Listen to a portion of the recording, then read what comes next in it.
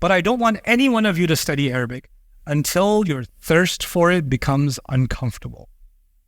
Like you can't take it anymore. Because if you don't have that kind of fire in you, you will quit in a week.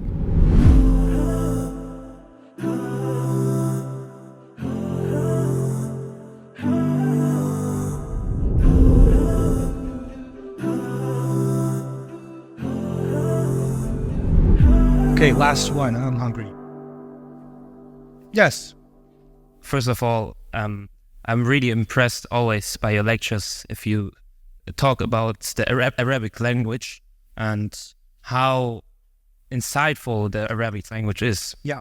And how comprehensive, and like I'm always fascinated how you explain it. And my question is, how could I get a deeper understanding of the Arabic language, and how could I study it? Where could I study it? What methods are the best to get a deeper insight inside of the Quran? Because if I read just a translation in German or in Afghan, in Pashto or something like that, I don't really get it. And if I hear your lectures, I get a deeper understanding, and my goal is to go deeper into it by myself. And how could I achieve this goal? Good job. This is what I want to hear. This is what I want to hear. That's what I want to make you guys feel disturbed. Why don't I have this access myself? I want to make you feel uncomfortable. And I want to turn that discomfort into a passion. Because when you say, I want to learn Arabic, it's so cool, then you're going to get lazy. But when you feel the pain of not knowing it, then you will keep going until you know it. You understand me? And part of the reason I'm giving these durus and showing you things on the screen and things like that is because I want you to feel the pain. I really want you to, hey, I want to know that. I don't know. How do you know that? Now, the thing is, I'm just telling you for myself. I studied Arabic. I've talked about this a bajillion times, but this is for you guys. I was in New York. My parents left. I was living by myself. I couldn't afford the rent by myself, so I had to get a shared apartment with a roommate, and his family lived upstairs, and I shared the basement. And I couldn't afford to go and study Arabic in some fancy place. I couldn't even afford a train ticket, much less a plane ticket. So I'm sitting in New York working full-time, going to college full-time, and I have the dream of learning Arabic. And I found somebody teaching an Arabic course. I'm like, okay, I'm going to do it. I would go to college in the morning, work in the evening, and late at night, I'm going to this Arabic class after two trains and a bus, and then a long walk to get to the class. I'm taking his Arabic class, which means at least I got a start. And you know how long that class was? 3 weeks long. That's it. This is 3 weeks. And then the teacher left. And then I'm like, what do I do now? Then I found some used books outside the bookstore that I could afford. It was $4. I bought that, and the book already had all these markings in it. I was like, I don't care. I'm going to learn from this.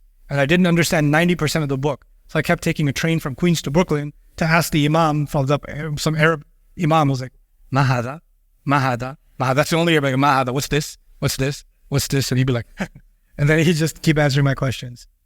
And then I was like, okay, I need to save up a little bit, get the next book, then get the next book. I bought whatever used books I could find in Arabic, because this is in 1835. We didn't have Google. We didn't have PDF downloads, you know. This is before those days. I come from the ancient times of cassette tapes, and somebody had a Sony Walkman. They were cool, you know. So I buy another used book, the Cambridge Elementary Modern Standard Arabic book, which was written in the 70s at Cambridge University in England. I found a used copy of it.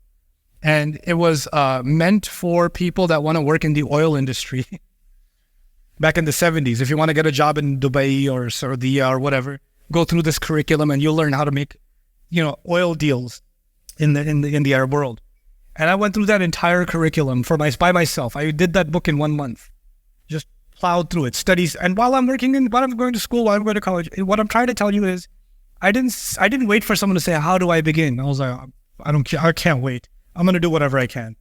And I just kept going and going and going. And then I found one teacher, another teacher, another teacher, another book. Then I was like, I don't know anything. My God. By the time I got to advanced grammar, I was like, bro, I've been studying for 2 years. I didn't know any of this. And then I started studying that. And when I finished that, then I'm like, Badaha, I don't know anything. Dude, what is this? And then I started studying that.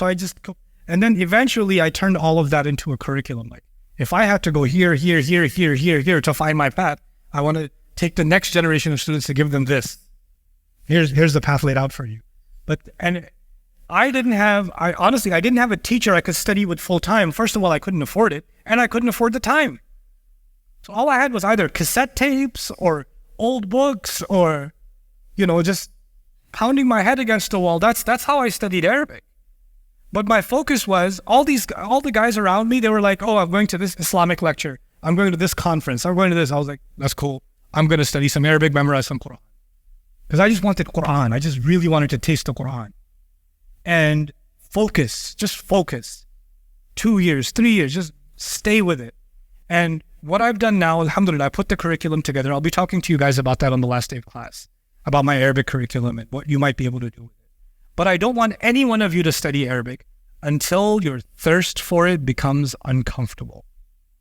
Like you can't take it anymore. Because if you don't have that kind of fire in you, you will quit in a week. If not in a week, you'll quit in 2 weeks. But if the right fire is built inside you, the thirst for just direct access to God's speech, that thirst gets built inside you, you will work. You will work hard. And then you will stop. This generation, I don't give you guys enough credit. There's enough hard workers among you, but one of the things that scares me about this generation is this is a generation of convenience. And we're slowly coming out of that. You say, but if the class is not in person, and it's not in an air-conditioned room, I don't know. I'd rather study under these conditions. Like the learning has to happen on your terms, because it's like you're ordering food at a restaurant.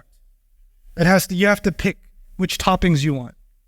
If you're really thirsty for this knowledge, then you will get it any way possible. And are there more ways of accessing knowledge now than ever before in human history? Yeah. And we're lazier now than ever before in human history. It's ironic. People used to travel across deserts, man, to learn 2 words. And now you can just Google it. You can just open up, oh, I know this YouTube video, but it's too long. It's like 2 hours. I don't have 2 hours. Is there a faster way to learn? Is there a McDonald's version of Arabic? Can you give me that? Look, if you want fast food, you can get fast food, but you know what happens to your stomach after fast food? You can get quick fix Arabic, but if you want it long run, I'm telling you, those of you that are serious, I'll give you a plan of action. Within a year, you can start to have direct access to the Quran.